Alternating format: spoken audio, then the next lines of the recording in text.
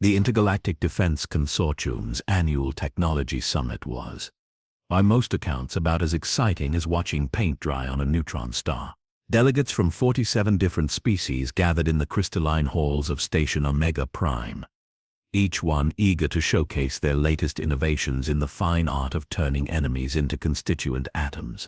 Energy weapons hummed, plasma cannons glowed ominously, and gravitational disruptors bent space-time itself into pretzels. And then there were the humans. Ambassador Holt stood at his modest display booth, flanked by what could generously be called museum pieces.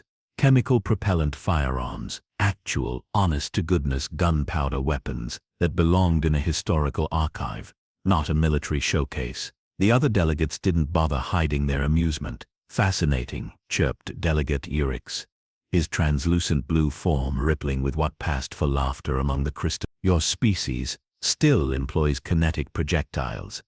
How wonderfully antiquated." The Vorthak representative, a towering mass of chitinous armor and barely contained aggression, leaned down to examine a standard-issue rifle with the kind of academic interest one might reserve for studying cave paintings. These mechanisms appear to function through controlled chemical explosions, primitive but charming in its simplicity. Commander Hayes, the grizzled Marine standing beside the display, maintained his poker face with the discipline of a man who'd perfected the art of not strangling alien diplomats. His weathered hands remained clasped behind his back as delegate after delegate treated humanity's finest military hardware like curiosities from a bygone era. "Oh, but surely you have more advanced weaponry," insisted the ethereal delegate, its gaseous form shifting colors with what the translation matrix interpreted as condescending concern. "Perhaps something that doesn't rely on metal projectile." Ambassador Holt cleared his throat diplomatically. "These represent our standard military issue. They've served us quite well in our various conflicts." "Conflicts?" The reptilian delegate's scaled head tilted with genuine confusion. "Against whom?" "Other primitives using similar technology, I assume." The humans exchanged glances. There was no polite way to explain that their primitive weapons had been refined through centuries of enthusiastic application against each other, resulting in a level of lethality that made most species' idea of warfare look like a particularly aggressive game of tag. "The fascinating thing about kinetic weapons," Holt began carefully, "is their reliability. No power cells to drain, no complex targeting systems to malfunction. Point, shoot, problem solved." The Zephyrian delegate's crystalline laughter tinkled like wind chimes in a hurricane. "But surely you understand the limitations. Energy shields, quantum barriers, molecular displacement fields. Modern defensive systems render such crude projectiles utterly obsolete." Commander Hayes finally spoke, his voice carrying the flat authority of a man who'd seen too much to be impressed by glowing toys. "Respectfully, sir, I wouldn't be so sure about that." The assembled delegates found this absolutely hilarious. Here was this quaint little species, clinging to their chemical explosives and metal bullets, trying to suggest that their ancient technology could compete with energy shields that could deflect stellar radiation. "My dear human," the Altairian representative cooed, its multiple eyes blinking in sequence, "your charming confidence is admirable, but surely you must realize that any species advanced enough for interstellar warfare would have evolved beyond such rudimentary defensive measures." What the aliens couldn't understand really, was that humans had spent millennia perfecting the art of making very small things move very, very fast, while other species had focused on exotic energy matrices and quantum field manipulation. Humanity had dedicated itself to the simple, elegant principle that sufficient velocity could solve most problems. The consortium's military advisors had run countless simulations. Human kinetic weapons rated barely above primitive clubs in their threat assessment algorithms. Energy output, minimal. Technological sophistication laughably basic. Strategic value, negligible. The wargames had been particularly amusing. Computer models showed human forces being overwhelmed within hours by any moderately advanced alien military. Their projectile weapons would bounce harmlessly off energy shields. Their chemical explosives would be absorbed by quantum barriers, and their crude tactics would crumble against superior alien strategy. It was all very neat, very logical, and completely catastrophically wrong. But the aliens wouldn't discover their error until they made the mistake of treating Earth like just another primitive world ripe for easy conquest. The hegemony fleet was already assembling at the edge of human space, confident that this would be less a war and more an extended training exercise for their junior officers. After all, what could possibly go wrong when facing a species that still used gunpowder? The delegates continued their tour, moving on to admire the quantum disruptor arrays and plasma lance batteries that represented real military technology. Behind them, Commander Hayes methodically began packing away humanity's primitive weapons, a small smile playing at the corners of his mouth. Soon enough, the galaxy was about to receive a very educational lesson in why humans had never felt the need to fix something that wasn't broken. 3 months after the technology summit, the hegemony's first expeditionary fleet materialized at the edge of the Sol system, with all the subtlety of a supernova having a bad day. 200 vessels strong, bristling with enough firepower to sterilize a small moon. They represented the finest military technology that 6 allied species could muster. Fleet Admiral Nex 9, a proud Altarian, whose career had been built on the systematic conquest of 17 primitive worlds, gazed upon the blue-green marble that was Earth, with the satisfaction of a being about to add another easy victory to an already impressive resume. His tactical displays showed a pathetically underdeveloped civilization, no orbital defense platforms, no energy barriers protecting their planet, no quantum displacement fields to redirect incoming fire. Honestly, he remarked to his bridge crew, his multiple eyes blinking in amusement, this feels almost unethical. It's like using a plasma cannon to swat an insect. The human ships that rose to meet them were equally disappointing. Crude metal constructions powered by chemical rockets, armed with what the hegemony's sensors could only classify as antique kinetic launchers. Not a single energy weapon among them. Not one plasma ray or graviton project, just metal tubes that spat metal projectiles like some sort of cosmic slingshot. "Sir," reported the Christine sensor operator, his crystalline form shimmering with barely contained mirth, "the humans are actually trying to communicate.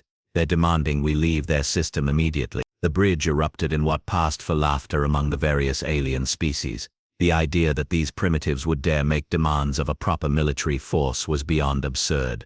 "Open a channel," Admiral Nex 9 commanded, settling back into his command throne. "Let's see what these quaint little creatures have to say for themselves." The view screen flickered to life, revealing a stern-faced human in a crisp military uniform. Admiral Chen's expression could have frozen hydrogen. "This is Admiral Chen of the United Earth Defense Force. You are in violation of our territorial space. Withdraw immediately or face the consequences." The alien bridge crew found this absolutely delightful. Here was this tiny, fragile being, commanding a fleet of museum pieces, threatening them. It was like watching a hamster declare war on a tiger. "My dear primitive friend," Admiral Nex 9 replied with patronizing patience, "surely you realize the futility of resistance. Our shields can deflect stellar radiation. Our weapons can crack continents. Your little metal projectiles cannot possibly threaten vessels protected by quantum barrier technology." Admiral Chen's smile was colder than the space between them. "You're probably right, but we're going to find out, aren't we?" The human fleet opened fire first, which the aliens found charmingly optimistic. Streams of tracer fire lit up the void, accompanied by the occasional missile that moved at laughably sublight speed. The hegemony ships didn't even bother to maneuver. Their energy shields would simply absorb the primitive kinetic attacks like raindrops on a window, which is when the first railgun projectile punched through the flagship's quantum barrier like it wasn't even. The tungsten rod, accelerated to a respectable fraction of light speed by electromagnetic rails, treated the alien shielding technology with the same respect a freight train shows to a soap bubble. It carved through 3 decks of the finest Altarian engineering before detonating its shaped charge warhead in what used to be the primary computer core. "Impossible," breathed the sensor operator as his console exploded in a shower of sparks and alien profanity. More impacts followed in rapid succession. The humans, it turned out, had been paying attention during those 3 months. While the aliens had been congratulating themselves on their technological superiority, Earth's military-industrial complex had been asking itself a simple question. If energy shields work by deflecting energy, what happens when you hit them with pure kinetic force? The answer was both educational and catastrophic. "Shields are failing across the fleet," reported the Vorthak weapons officer, his chitinous armor clicking in agitation. "The projectiles are passing through our barriers as if they weren't there." Admiral Nex 9 stared at his tactical display in growing horror, as ship after ship reported critical damage from impossible impacts. How could primitive kinetic weapons penetrate advanced energy shielding? It violated everything they knew about defensive technology. What the aliens couldn't grasp was that humans had spent centuries perfecting the art of making things go very fast and hit very hard. While the galaxy had moved toward exotic energy weapons, Earth had simply asked, why change what worked? Their railguns could accelerate projectiles to velocities that made alien plasma bolts look sluggish. Their missile warheads carried shaped charges designed to penetrate armor that could shrug off nuclear explosions. Return fire, Admiral Nex 9 commanded, his composure finally cracking. All ships full plasma barrage. The hegemony fleet responded with a display of firepower that would have impressed most civilizations. Plasma lances carved through the void, graviton beams twisted space itself, and quantum disruptors attempted to unmake the very atoms of their target. The human ships simply moved. No exotic evasion technology, no dimensional phase shifting, no temporal displacement fields. They just burned hard on their chemical rockets and got out of the way, their movements as predictable as physics and as inevitable as orbital mechanics. What the aliens had dismissed as primitive propulsion turned out to be remarkably effective at the simple task of not being where enemy fire was aimed. Meanwhile, more tungsten rods found their way through quantum barriers that were supposed to be impenetrable. More shaped charges detonated in the heart of vessels that were supposed to be invulnerable. The hegemony's finest warships, equipped with technology that had conquered a dozen worlds, were being systematically dismantled by what amounted to very fast rocks. This is impossible, Admiral Nex 9 screamed as another impact sent his flagship spinning. How are they doing this? The answer was elegantly simple, though the aliens wouldn't understand it until much later. Energy shields were designed to deflect energy. Kinetic barriers were built to stop slow-moving projectiles. No one had bothered to engineer defenses against small, dense objects moving at relativistic speeds, because no civilized species was crude enough to use such primitive weapons. No civilized species except humanity, which had never quite gotten the memo that bigger, more complex, and more exotic automatically meant better. As the first expeditionary fleet's casualties mounted and their return fire proved increasingly ineffective, Admiral Nex 9 began to suspect that perhaps the galaxy had made a slight miscalculation regarding human military capability. That suspicion was about to become a very expensive certainty. The moment Admiral Nex 9 ordered the ground assault, he sealed his fleet's fate with the thoroughness of a being who'd never encountered an enemy that shot back effectively. After all, orbital bombardment had failed spectacularly. Human cities were apparently built with the paranoid assumption that someone might eventually try to drop rocks on them from space.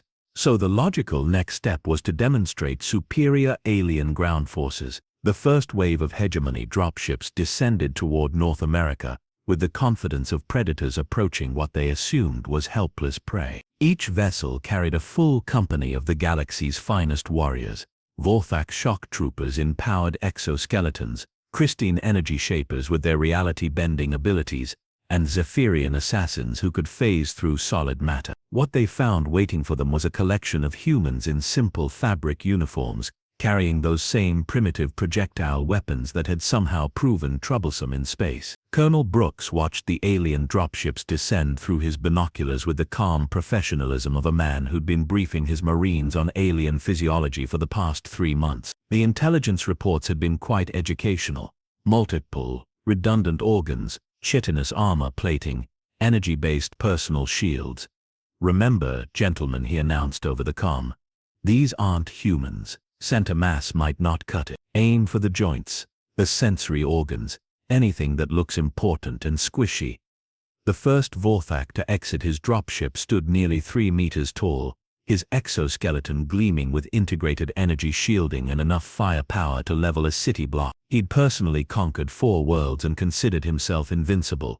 He remained convinced of his invincibility for approximately 0.3 seconds, which was how long it took Gunnery Sergeant Williams' .50 caliber round to cross the intervening distance and introduce the alien's cranium to basic Newtonian physics. The Vorthak's personal shields, designed to deflect energy weapons and absorb plasma bolts, reacted to the incoming bullet with the same effectiveness that a screen door shows against a freight train. The tungsten core armor-piercing round punched through the energy barrier, the exoskeleton's chest plate, 3 layers of redundant organs, and emerged from the alien's back in a spray of blue ichor that would have been quite pretty under different circumstances. Well, observed Private Henderson, working the bolt on his rifle.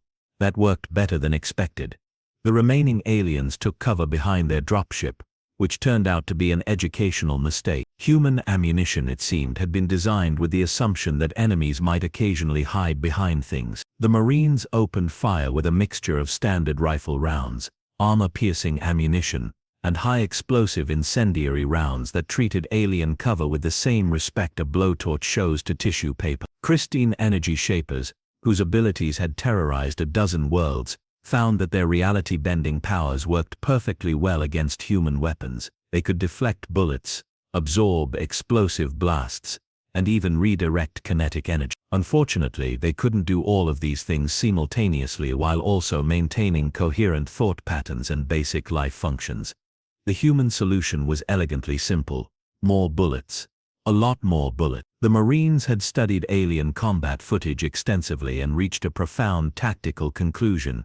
If one bullet wasn't enough, try several hundred bullets delivered as rapidly as mechanically possible. Machine gun teams set up interlocking fields of fire that turned the landing zone into a very educational demonstration of sustained automatic weapons fire. The Zephyrian assassins, masters of dimensional phasing who could walk through solid matter, discovered that their abilities worked exactly as advertised.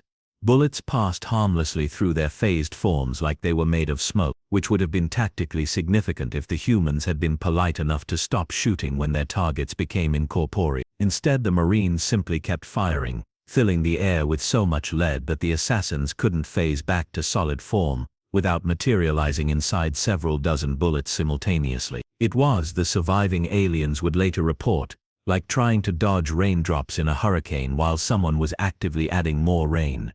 The ethereal commander, observing the massacre from orbit, watched his ground forces disintegrate with growing incomprehension. How were these primitives winning?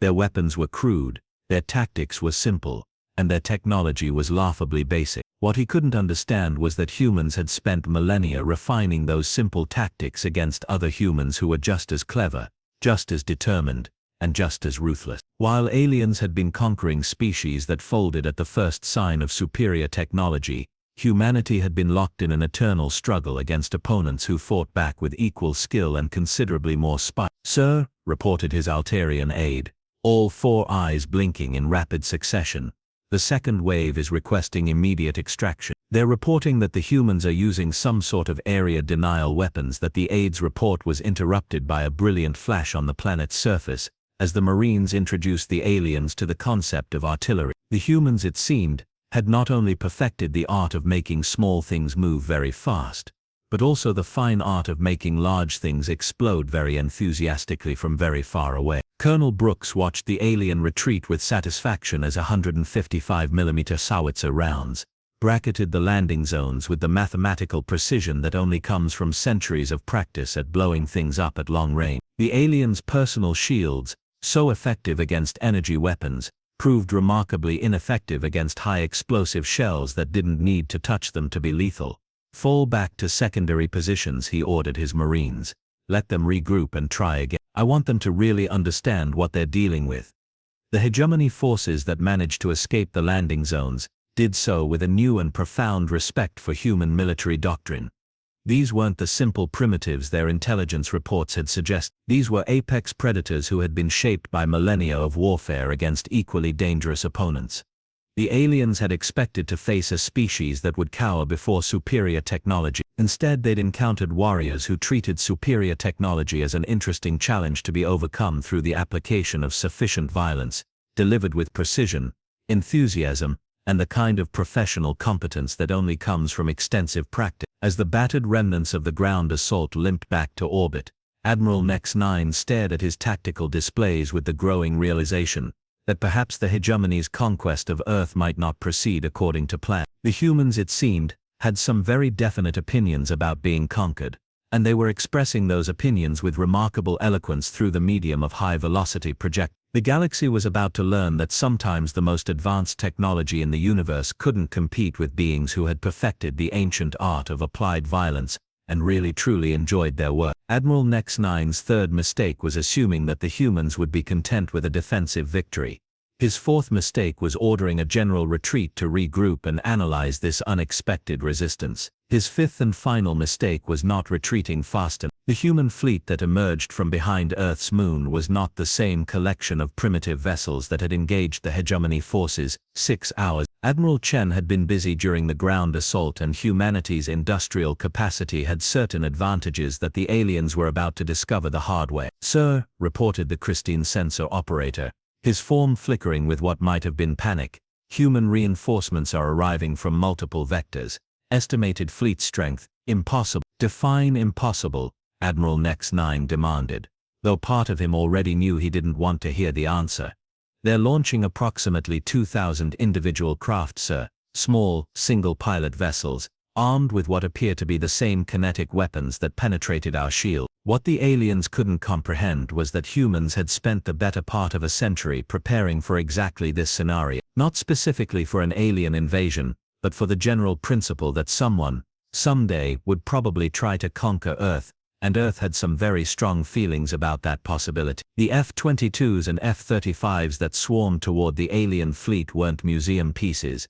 They were apex predators that had been continuously upgraded with the latest in human military technology. Their pilots weren't conscripts pressed into service.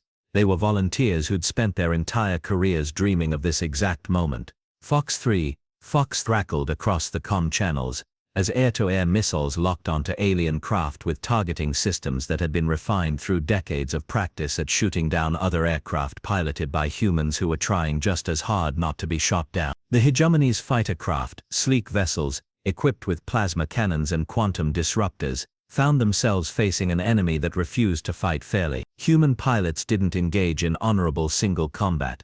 They swarmed like angry wasps, coordinating their attacks with a precision that spoke to centuries of aerial warfare doctrine. "They're not following proper engagement protocol," complained the Vorthak flight leader as his wingman vanished in a fireball. "They're attacking from multiple vectors simultaneously." The concept of proper engagement protocols was one that humanity had abandoned sometime around the invention of the machine gun. Human military doctrine could be summarized quite simply: if you're in a fair fight, you've done something wrong.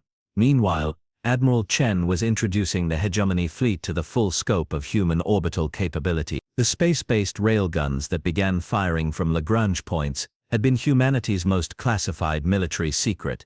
Massive electromagnetic accelerators that could launch projectiles at velocities that made the ship-mounted versions look pedestrian. The tungsten telephone poles that began arriving at the hegemony fleet traveled at nearly 5% of light speed, which meant that the alien ship's sensors detected the projectiles approximately. This was not sufficient time for evasive maneuvers, prayers to various alien deities, or last-minute regrets about career choices. "This is Admiral Chen to Hegemony Fleet," came the calm voice across all frequencies. "You have 30 seconds to begin immediate withdrawal from this system. Any vessel that fails to comply will be considered hostile and engaged accordingly."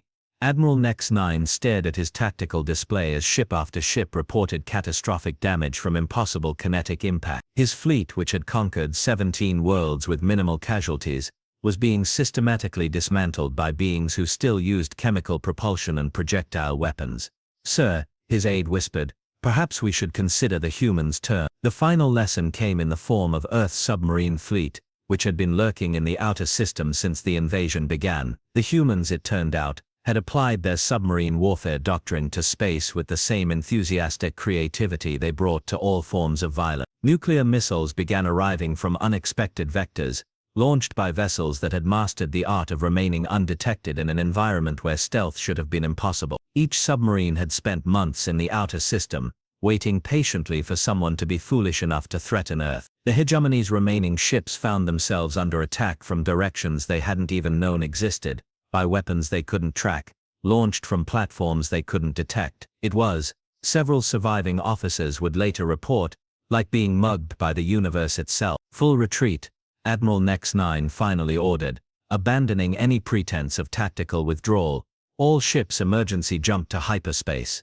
The human fleet didn't pursue, they didn't need to. Their point had been made with the mathematical precision that only comes from centuries of practice at expressing displeasure through the medium of high explosive. As the battered remnants of the first expeditionary fleet limped back to hegemony space, they carried with them a new and profound understanding of human military capability. The species that still used primitive kinetic weapons had just delivered a masterclass in applied violence that would be studied in alien military academies for generations.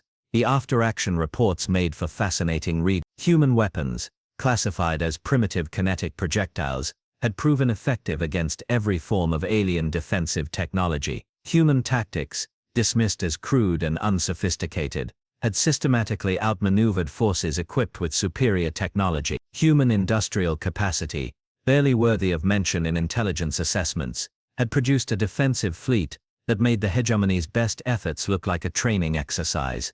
But perhaps most disturbing of all was the realization that humanity had been holding back. The weapons that had devastated the invasion fleet represented Earth's conventional military capabilities.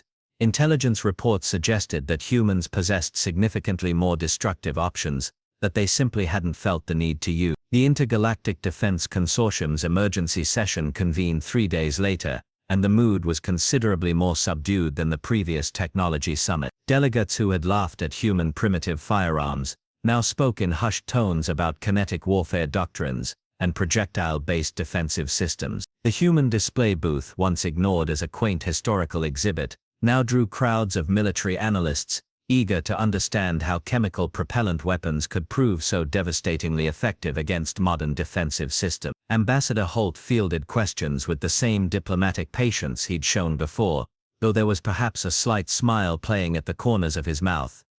The fascinating thing about kinetic weapons, he explained to a rapt audience of alien military experts, is their reliability. No power cells to drain, no complex targeting systems to malfunction. Point shoot, problem solved. The galaxy had learned an expensive lesson about the dangers of assuming that newer, more complex and more exotic automatically meant better. Sometimes the most effective solution was also the simplest one, especially when wielded by a species that had spent millennia perfecting the art of making things dead with remarkable efficiency. And somewhere in the back of every alien mind was the uncomfortable knowledge that humanity had just introduced itself to the galactic community, and first impressions in this particular case had been delivered at several thousand meters per second.